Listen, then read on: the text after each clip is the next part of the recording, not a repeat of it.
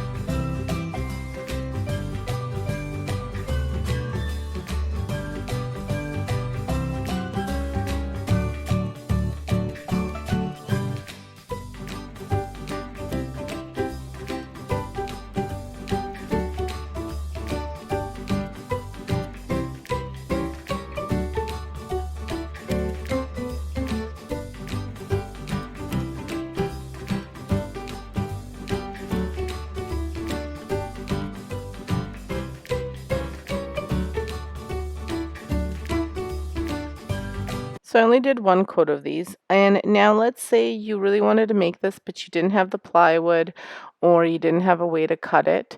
All you would have to do is buy like the pumpkin signs at the Dollar Tree, and you can get little ones and big ones and either tear off the paper or flip them over and paint the other side and hot glue them together, and that's it. It's super easy and super quick. So I only did one coat of paint, and I'll show you how I hot glued everything together. So once the signs dried, I just applied some hot glue on the bigger pumpkin, and I arranged my smaller pumpkins at the front. Um, really easy to do, nothing really too difficult. Um, what you want to do is you make sure you line them up so that they're all kind of sitting at the same level at the bottom. So one's not higher and one's not lower.